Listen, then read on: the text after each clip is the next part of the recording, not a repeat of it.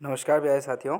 हम इसी सीरीज़ में राजस्थान जैन की पुस्तक की जो है उसके बारे में बात कर रहे थे, जो कक्षा 6 से कक्षा 12 के लिए संबंधित होने वाली थी। तो काफ़ी इंपॉर्टेंट प्रश्न जो है वो प्रतियोगी परीक्षाओं की दृष्टि से इंपॉर्टेंट जो है वो बनने वाले हैं, ताकि आपकी इस सीरीज़ के माध्यम से जो है वो तैयारी कंठस्थ हो पाए।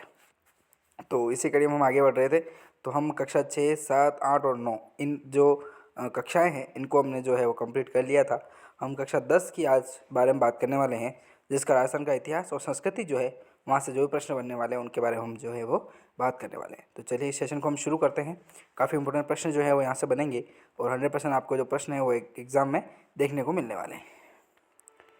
तो मैं चाहता हूँ कि ये पीडीएफ जो है वो आप डाउनलोड कीजिएगा, हमारा SK study academy app download कीजिए और उसके बाद आप जाकर के जो है ये पीडीएफ डाउनलोड कर सकते हैं वहाँ पर नोट्स वाले सेक्शन में जाकर के।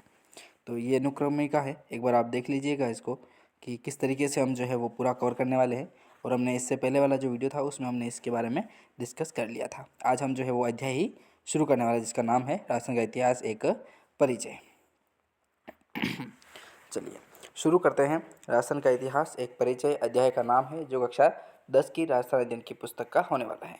तो इससे संबंधित जो भी प्रतियोगी परीक्षाओं की दृष्टि से इंपॉर्टेंट प्रश्न बनने वाले हैं उनके बारे में हम जो है वो बात कर लेते हैं। चलिए पहला प्रश्न आता है, राजस्थान के भूभाग के लिए सर्वप्रथम राजपूताना शब्द का प्रयोग किसने किया था?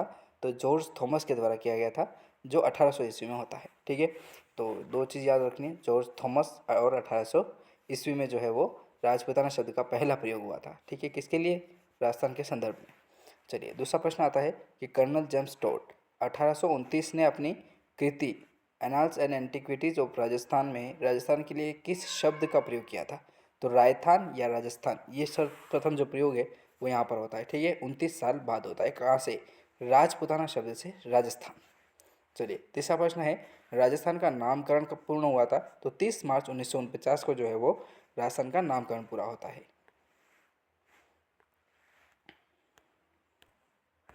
फिर आगे प्रश्न आता है कि ऋग्वेद में जोधपुर संभाग के मरुस्थल के लिए किन शब्दों का प्रयोग हुआ था? तो पहला होता है मरु और धन्व। ठीक है, धन्व का अर्थ भी होता है रेत, मरु मतलब मरुस्थल। तो इस तरीके से जो है वो मरुस्थल का नाम पड़ता है अपना राजस्थान का जोधपुर संभाग के लिए। ठीक है, ऋग्वेद में जो है इसका जानकारी अपने को प्राप्त होती है, मरु और धन्व। ठीक है, धन्व प्रदेश भी होते हैं और अपने धानवन दुर्ग होता है उसके अंतर्गत ही इसका नाम जो है वहाँ से सम्मिलित है। चलिए पांचवा प्रश्न है कि जोधपुर के प्राचीन नाम कौन से हैं? तो देखिए जोधपुर का प्राचीन नाम आ जाएगा तो मरु, मरुवार और मारवाड़। ठीक है, मारवाड़ तो अभी प्रचलित नाम है, पुराने नामों में तो आता है मरु और मरुवार के नाम से। फिर प्रश्न आता है छठा कि बीकानेर और नागौर के आसपास का क्षेत्र किस नाम से जाना जाता था? तो जांगल देश के नाम से जो है वो जाना जाता था। प्रतापगढ़ में माही नदी के आसपास का क्षेत्र किस नाम से चर्चित था? तो कांठल के नाम से जो है वो चर्चित होता है माही नदी का क्षेत्र। कौन सा? प्रतापगढ़ के। प्रतापगढ़ व बांसवाड़ा के मध्य माही नदी के आसपास का भूभाग किस नाम से जाना जाता है? तो छप्पन के मैदान के नाम से जो है वो जाना जाता है प्रतापगढ़ और बांसवाड़ा के मध्य माही नदी का क्षेत्र। भैंसरोडगढ़ से बिजोलिया के मध्य का पठारी भाग किस नाम से जाना जाता था? तो ऊपरमाल के नाम से जो है वो इसे जाना जाता था। उदयपुर के आसपास का पहाड़ियों से घिरा हुआ भूभाग किस नाम से जाना जाता था? तो गिरवा के नाम से जो है इसे जाना जाया करता था। ठीक है, प्रश्न आता है 11वां कि जैसलमेर का प्राचीन नाम क्या था? तो मांड के नाम से जो है वो प्राचीन नाम आता है जैसलमेर का। ठीक है, मांड गायिका भी है जैसलमेर की। ठीक है, मैं आपको साथ साथ एक और प्रश्न बता देना चाहता हूँ जो इम्पोर्टेंट भी है।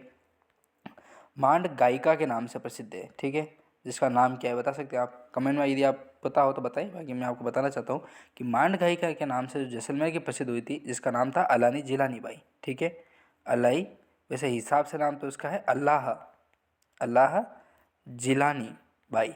ठीक है, इस तरीके से उसका जो नाम है वो है और काफ़ी प्रसिद्ध मांड गायिका है। ठीक है, तो यहाँ से भी प्रश्न बनता है और इस प्रश्न को भी आपने कहीं ना कहीं एग्जाम में देखने को मिला होगा। ठीक है, तो इस सेशन को यहीं पर हम समाप्त करते हैं। टोटल हमने 11 प्रश्न जो है वो इस अध्याय से कंप्लीट किए थे। बाकी के प्रश्न जो है वो नेक्स्ट वीडियो में बात करेंगे। तब तक के लिए जय हिंद।